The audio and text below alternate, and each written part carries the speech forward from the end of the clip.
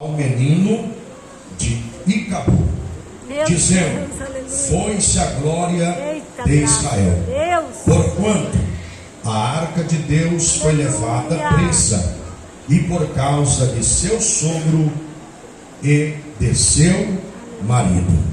Amém? Louvado seja Deus. Que Deus abençoe. Pode tomar os assentos, por favor, em nome de Jesus. Desocupem suas mãos, faça isso, por favor. Pode aplaudir, pode glorificar, pode exaltar.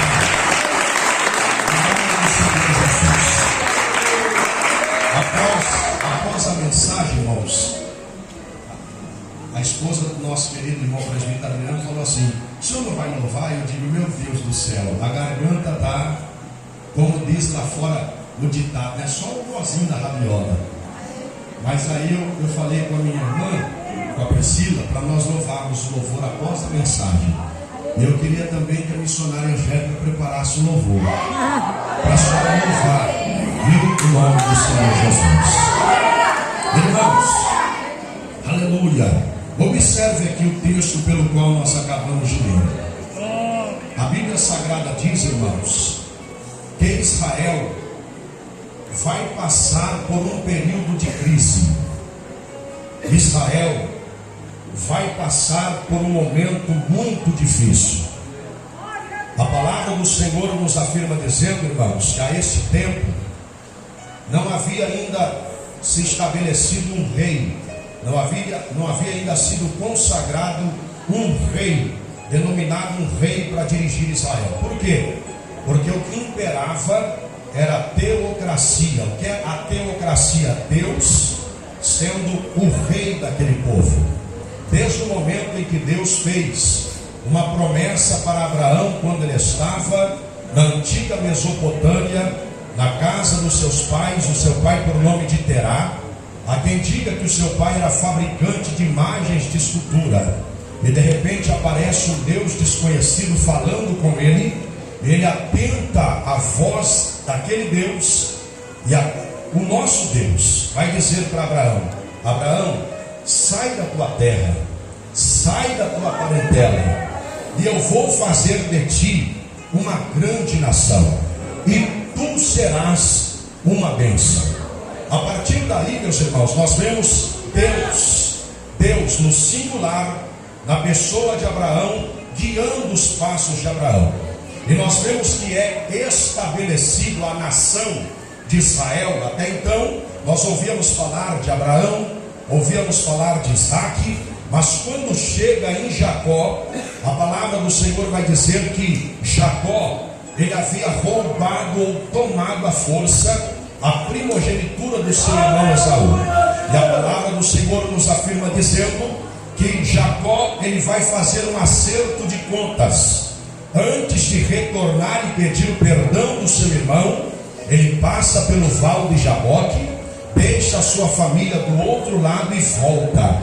Jacó volta, e a palavra do Senhor diz que ele começa a brigar com o anjo, a ter uma luta corporal com aquele anjo, que na teofania era a presença do próprio Deus. Por quê, pastor? Porque anjo não pode abençoar ninguém. Traz boas novas, mas aquele anjo abençoa a vida de Jacó. E naquela luta, o anjo do Senhor faz uma pergunta para Jacó e diz assim: qual é o teu nome? E Jacó diz: o meu nome é Jacó. A presença do Senhor, o anjo do Senhor vai dizer para Jacó: não se chamarás mais Jacó, suplantador, enganador, mas o teu nome será Israel. O Senhor estava dizendo: vai sair da pessoa do singular para ser plural, para ser nação. Não será apenas mais Jacó, mas será Israel, nação santa, eleita, nação escolhida por Deus. E começa em Abraão. E nós sabemos, meus irmãos, que a partir daí o Senhor é o rei de Israel. O Senhor é quem dá as diretrizes de Israel. É o Senhor que a todo momento está falando com o seu povo.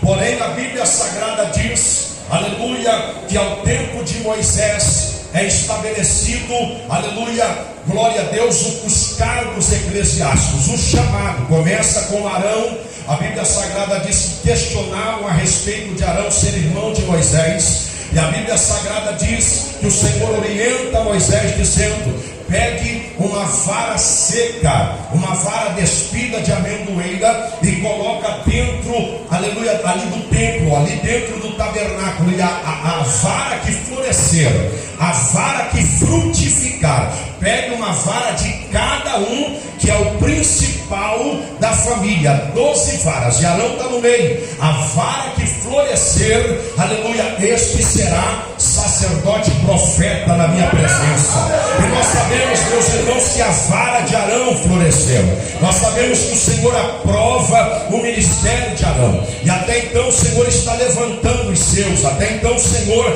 está falando por intermédio dos seus. Porém, meus irmãos, o texto que nós acabamos de ler, o povo está se desgarrando de Deus, o povo está se afastando de Deus, o povo começa a se apegar com as idolatrias, ao ponto, meus irmãos, que Israel agora está com um sumo sacerdote velho. Aí alguém vai dizer assim: lá vai o pastor atacar os velhos, lá vai o pastor atacar os cabecinhas brancas. Pelo contrário, a palavra do Senhor diz que na velhice darão frutos. O problema não é você ser velho, porque, aleluia, nós vemos tantas pessoas com a idade avançada, Deus usando, Deus, aleluia, trabalhando através da vida dessas pessoas. Aleluia, a questão não é você ser um velho, porém ser crente. O problema é quando é crente, aleluia, por muitas das vezes, e velho, não quer mais ter a essência do Espírito Santo, não quer mais combater o pecado, não quer ter zelo na doutrina, não quer ter zelo na palavra, quer levar as coisas de qualquer modo, de qualquer maneira. E é isto que vai acontecer na vida do sumo sacerdote Eli. A Bíblia diz que ele já está velho, ele habitava dentro ali na casa, no templo do Senhor em Siló, e a palavra do Senhor diz que os seus filhos não temiam ao Senhor, não guardavam a palavra no coração. Ófine e Finéias, a palavra do Senhor vai dizer, meus irmãos, que tudo aquilo que o povo ofertava e tudo aquilo que seria sacrificado ao Senhor, eles metiam os garfos de 3 dentes, enfiavam dentro da panela, tiravam, faziam a porta do templo do Senhor, por muitas das vezes fornicações, profanavam o nome do Senhor, e Eli não falava nada. A Bíblia Sagrada diz: mas porém a arca que representava a presença do Senhor estava com eles. E de repente a Bíblia Sagrada diz que os filisteus, eles armam uma guerra contra o povo de Israel, e a Bíblia Sagrada diz que nesta batalha o exército de Israel é mobilizado para ir para esta batalha. E a palavra do Senhor diz que quando eles descem o val e começam aquela batalha sangrenta, 4.000 homens são mortos ao fio da espada. A vergonha era grande ali sobre o povo de Israel, vivendo uma crise moral, uma crise política, uma crise espiritual. Aleluia, um exército que todos sabiam, tremiam e tremiam diante dele, dizendo: não mexa com o povo de Israel. Agora perde 4.000 soldados e o povo do Senhor está envergonhado, o povo do Senhor está entristecido. Porém a palavra do Senhor vai dizer, meus irmãos, aleluia, que eles tiveram uma ideia. Ófine e Finéias, eles vão dizer assim: nós perdemos a batalha porque nós não levamos a arca. Nós temos que levar a presença de Deus conosco, nós temos que levar a arca que representa o Senhor no nosso meio. E a Bíblia Sagrada diz que eles pegam a arca, aleluia, e começam a descer novamente para a batalha. Porém a palavra do Senhor vai dizer: os filisteus, sabendo que a arca estava no meio deles, aleluia, começaram a tremer as pernas e começaram a dizer: nós só vamos ir para a guerra, mas já é certo que vamos perder, porque quem pode do Deus de Israel? Quando nós falamos do Deus de Israel, eu imagino os filisteus conversando entre si e dizendo: quando falamos do Deus de Israel, é aquele que tirou eles com mão forte do Egito, é aquele que mandou as espadas, que envergonhou, aleluia, Faraó e os seus deuses. Quando falamos do Deus de Israel, estamos falando daquele que tirou a água da rocha, estamos falando daquele que abriu o mar vermelho, estamos falando daquele que transformou as águas do rio Mara, águas amargas em água doce. Estamos falando daquele que, quando o povo enjoou de comer maná e queriam carne, o Senhor mandou um vento oriental e eles comeram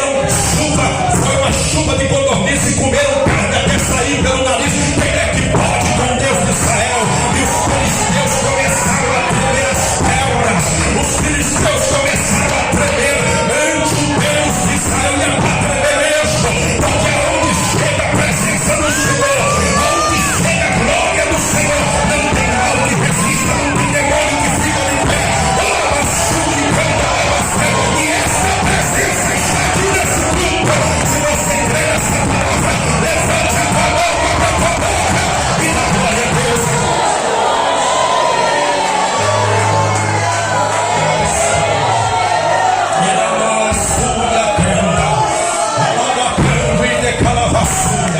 Só que tem um porém, meus irmãos.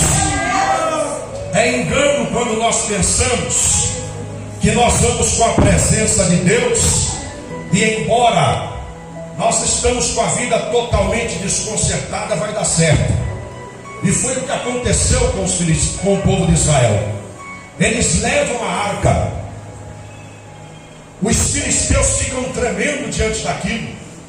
Vamos para a batalha, mas estamos derrotados já. Porém a Bíblia Sagrada diz que quando os filisteus adentram naquele vale, que gritam com grande grito, ambas as orelhas tiniram, e até os israelitas estão dizendo: batalha ganha, batalha certa, batalha ganha, batalha certa, batalha ganha, batalha certa. Lá em cima o povo já dizia: Israel é vitorioso, ninguém pode com o nosso Deus. Porém a Bíblia Sagrada diz que os filisteus, sem moral nenhuma, entraram na batalha, mataram mais 30.000 homens. Israel foi derrotado, Israel foi vencido. A arca do Senhor foi tomada, foi levada pelos filisteus. Ófine e Finéias morreram ao fio da espada, e a vergonha se tornou maior ainda no meio do povo de Deus. A Bíblia Sagrada diz que quando a notícia daqueles que ficaram vivos subiram correndo, vão levar a notícia para Eli, o sumo sacerdote. Ele estava sentado numa cadeira, e já velho, pastor Alex, sentado numa cadeira e já velho. Porém não corrigia os seus filhos, não colocava ordem na casa. Quando ele vê todo este mal acontecendo com Israel, ele se sente culpado. Ele sabia que a culpa era dele. Ele cai para trás, quebra o seu pescoço e morre. Israel está sem a arca, Israel está sem o sumo sacerdote, e os seus 2 filhos estão mortos ao fio da espada. Quando a notícia chega nos ouvidos da esposa de Finéias, que estava gestante, esperando o filho, quando a notícia chega: olha, o teu cunhado e o teu esposo morreu na guerra, o teu sogro acabou de quebrar o pescoço, morreu também, e a arca do Senhor foi levada com os filisteus. A Bíblia diz que ela entra no trabalho de parto.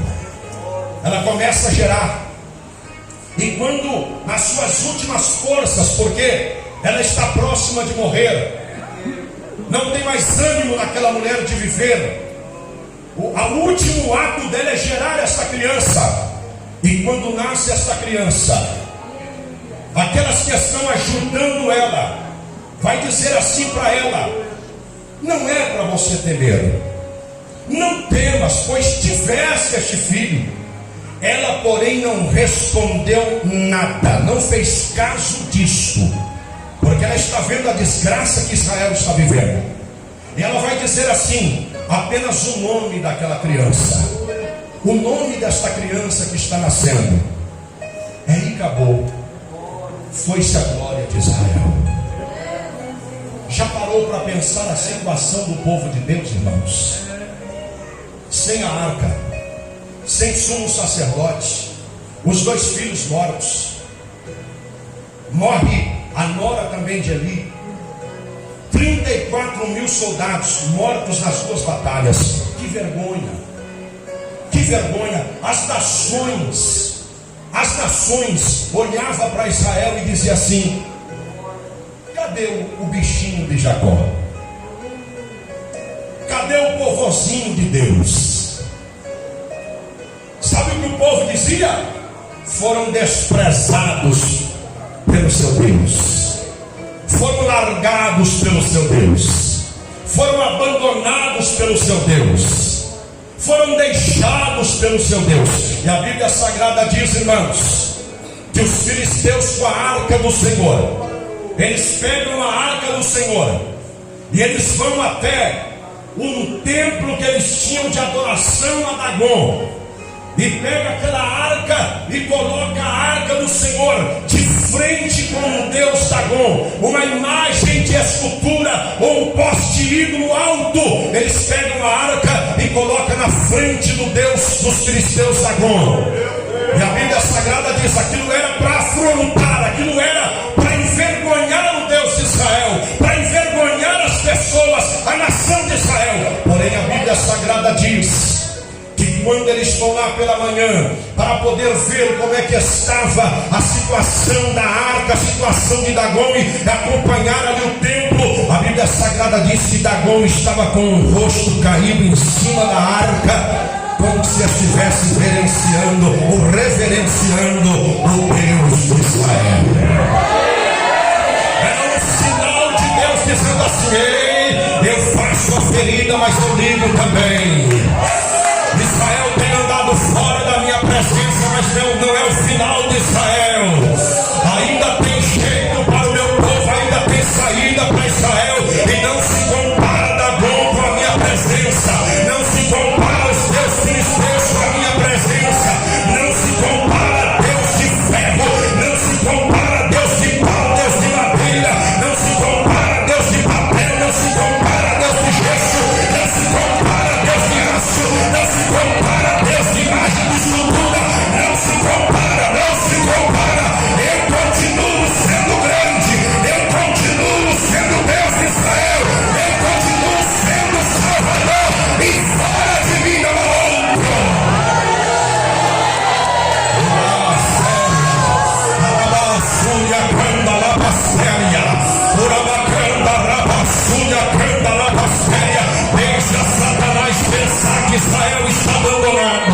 Deixa, aleluia, Satanás pensar que Deus não tem mais propósito em Israel. O Senhor está dizendo: ei, no meio de toda esta confusão, no meio de tudo que está acontecendo, os meus olhos estão ardendo como chama de fogo.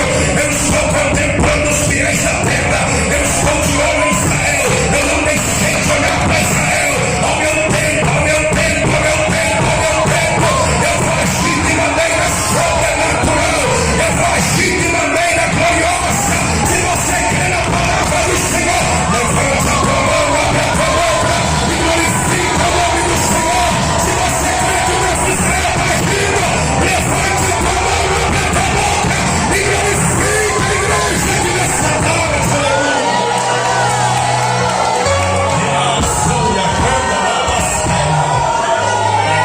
Eu estou sentindo a presença dele aqui. Eu estou sentindo a presença dele aqui. A Bíblia Sagrada vai dizer, meus irmãos, está em 1 Samuel capítulo 5, a partir do verso 1, que quando os filisteus tomaram a arca do Senhor, que começaram a fazer alguns experimentos e algumas afrontas com Deus de Israel, a palavra do Senhor vai dizer que todos os homens foram acometidos de hemorroidas. Era Deus dizendo assim: não adianta, não adianta, larga aquilo que é meu, deixa a minha presença funciona com Israel, na mão de filisteu não dá certo. A Bíblia Sagrada diz, meus irmãos, eu vou adiantar, a palavra do Senhor diz que a arca, a presença do Senhor, esteve por 20 anos na casa de Abinadab. Por 20 anos na casa de Abinadab. E a palavra do Senhor nos afirma dizendo que é levantado, preste atenção, primeiro é ungido Saul como rei de Israel. Deixa de ser a teocracia para ser o homem governando e Deus abençoando. Saul faz tudo de forma errada. Saul começa com o brilho do Espírito Santo, porém perde a glória. E agora nós sabemos muito bem da história. O Senhor vai dizer para Samuel que foi fruto do altar e de lágrimas oração de uma mulher por nome de Ana, que esperou 20 anos para ter esse filho. E a Bíblia Sagrada diz que agora Samuel, como um sacerdote do Senhor e um profeta e um juiz de Deus, o Senhor diz assim: vai na casa de Jessé. Fazendo o que lá, Senhor? Eu tenho dos filhos dele me provido de um rei. E nós sabemos muito bem da história. Passou Eliabe, Abinadab, cada um dos filhos, e foi a unção de Deus foi parar sobre a vida de Davi. Mas tem algum mancebo ainda? Aí Jessé diz: tem, mas está lá no meio do mato, está escondido. Está lá no meio do mato, está escondido. Irmão, quando Deus quer achar graça na vida de alguém, acabou, meu irmão.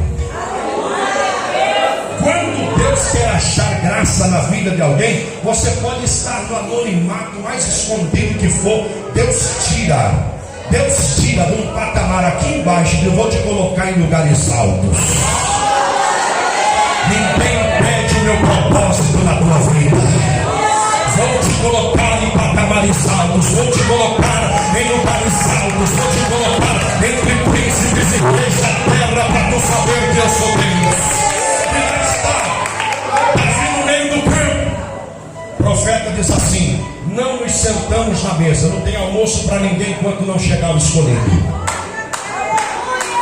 Sabemos que Davi foi ungido, só que Davi tem que esperar entre 20 anos para assumir o reinado.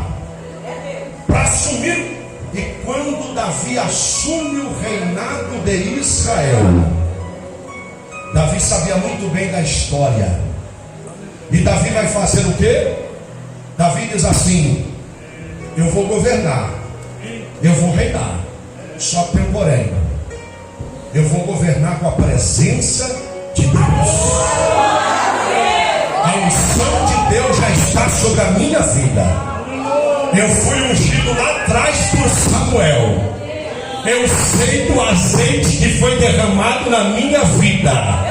Só que porém, a arca não está aqui, e nós precisamos da arca da presença de Deus. Vamos buscar. Davi reúne o seu exército, ou partes do seu exército. Vamos buscar. Só que tem um porém, irmãos. Não adianta nós querermos fazer aquilo que está no nosso coração, propósito que está no nosso coração, sem buscarmos uma orientação divina e fazermos da maneira certa. Porque aí a gente quebra a cara. Deus está comigo, eu vou. Peraí, espere, Deus está contigo, mas faz da maneira que Ele está te mandando. Porque não tem como a gente fazer certo e dar errado. E quando nós estamos na direção de Deus, até o que era para dar errado vai dar certo. Diga para esse irmão que está do teu lado, diga: faz o que Deus está te mandando. O coração do homem é enganoso, irmão.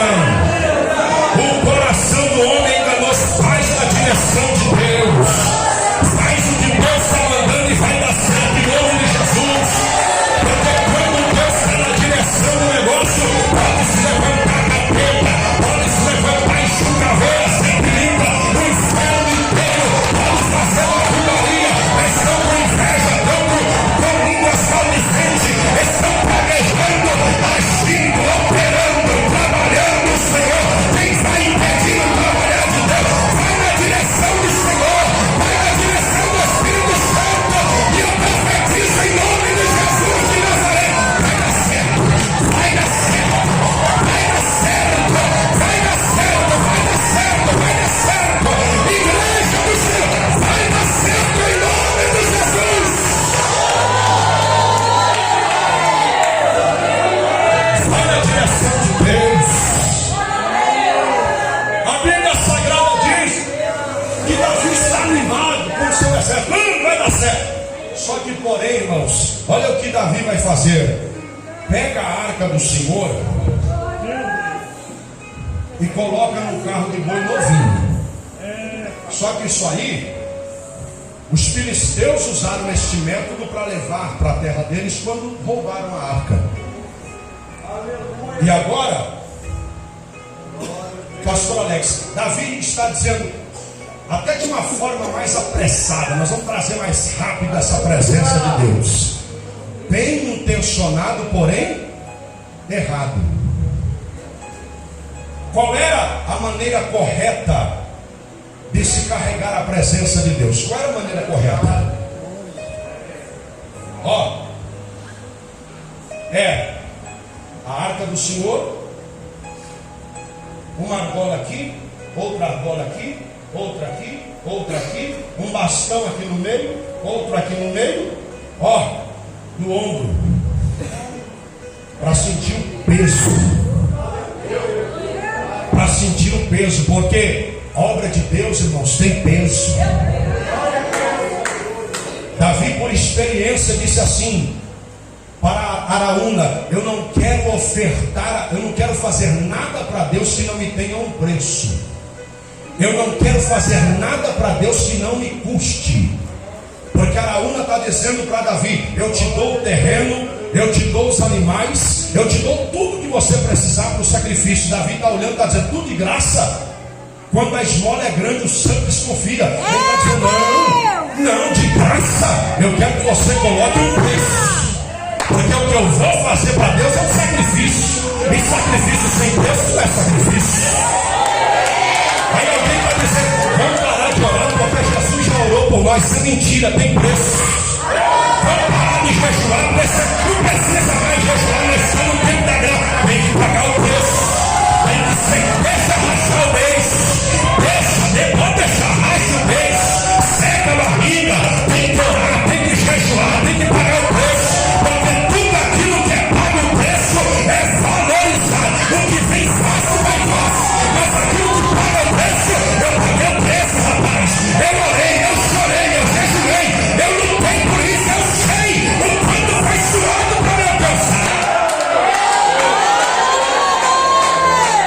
Aqui, no ombro. Tem que carregar no ombro, irmão.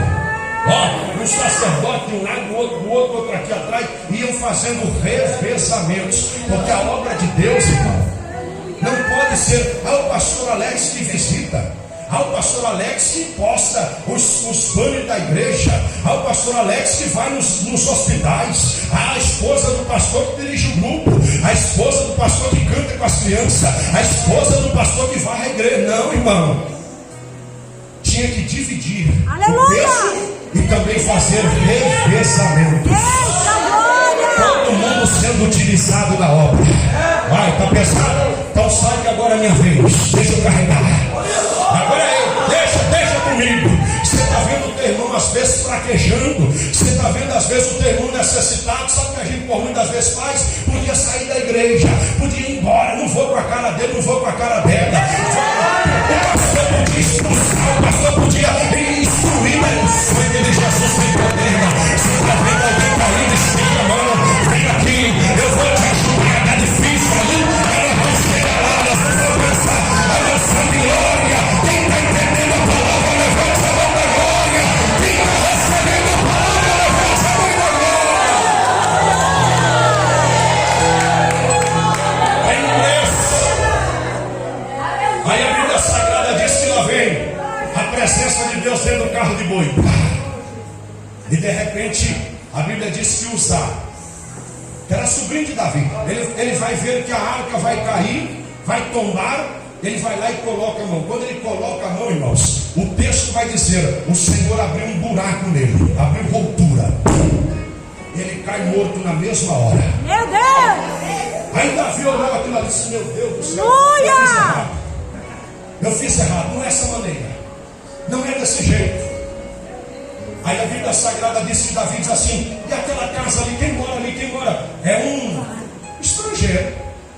Vai lá, procura saber quem é. Chega lá. Quem é? Olha, eu vim aqui a mando do rei Davi. Rei Davi? Sim. Como é que o senhor chama? Eu me chamo Obed-edom. Eita, meu Então, ele mandou perguntar quem é você, eu vou lá levar a notícia. Eita, E já volto. Aí vai lá, aleluia. é o Obed-Edom, estrangeiro. Então pega a arca, leva para dentro da casa dele, que se tiver que morrer, que morra ele. Aleluia, meu Deus.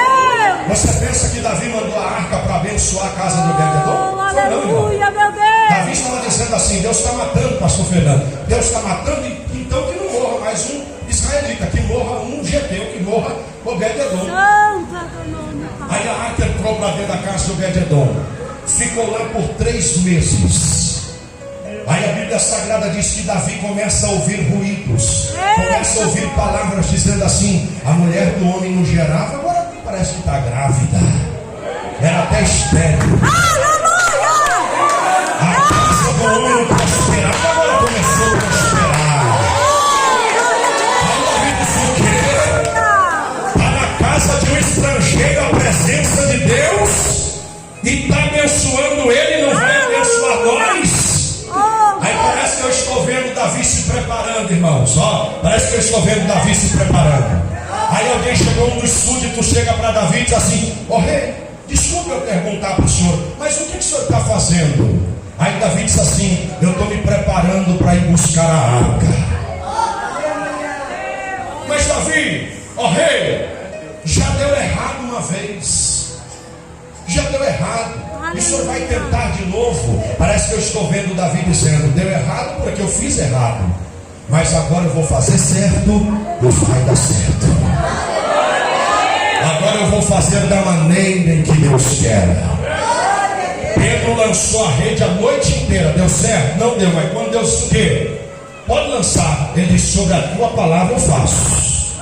Do meu jeito não deu, mas agora porque tu mandas eu lanço. O Senhor está descendo para alguém aqui nessa tarde. Faça o que Deus está te ordenando. Isso aqui não é doutrina de homem. Isso aqui não é algo criado pela mente humana. Isso aqui é a palavra de Deus. É a chama de... Não é chama divina não. São homens inspirados por Deus. São quando tem as escrituras. E homens que zelam pela tua vida espiritual, que zelam pelo caráter da fé. São homens que zelam, aleluia, para nutrir a tua alma, para você ter as vestes brancas e a lâmpada do Senhor não se apagar na tua vida, e você chegar lá como salvo na presença de Deus.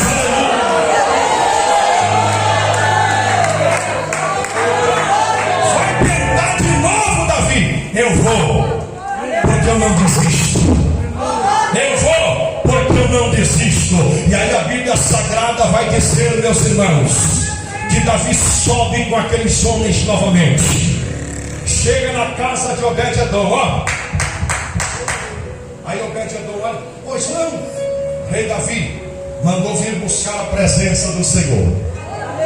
Aí Obed-Edom: mas estava tão agradável esta presença aqui na minha casa.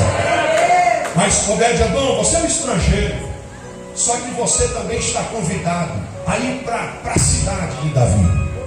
A arca vai para lá e não vai apenas beneficiar uma família, mas vai abençoar muitas vidas.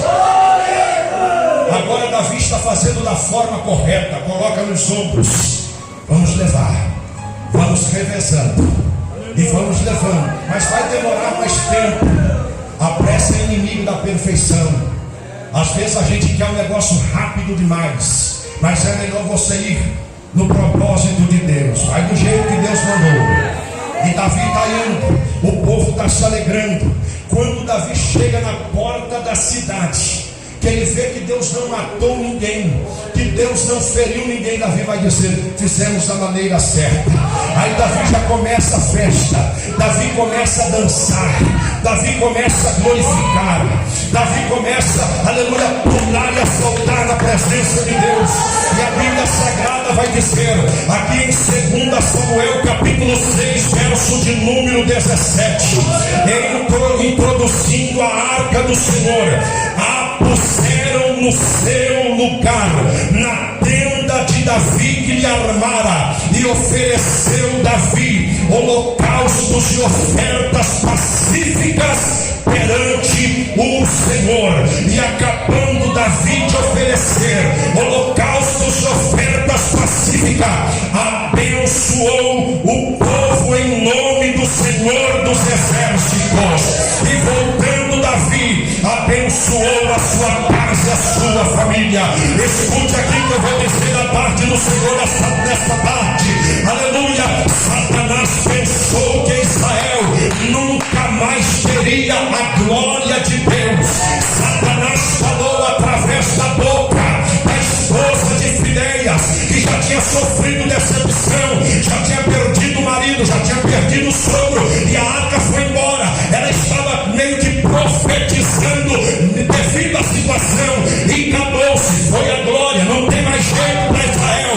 Mas escute que eu estou lendo aqui nessa tarde: e introduzindo a arca do Senhor, a puseram no seu lugar. O que saiu do lugar, o Senhor está dizendo, voltou para o lugar. O que não tinha mais jeito, o Senhor está dizendo, volta a ter jeito. Aleluia. O que estava acabado, o Senhor está dizendo, não está acabado. Quem sabe, Satanás, eu digo aqui com muita fé e com muito temor a Deus, quando foi iniciado o trabalho da igreja Chama Divina dentro de uma casa em Campinas. A minha irmã está aqui, ela deve se lembrar, tinha aproximadamente 15 pessoas. Alguém olhou e disse, mas um fogo de palha. Essa igreja não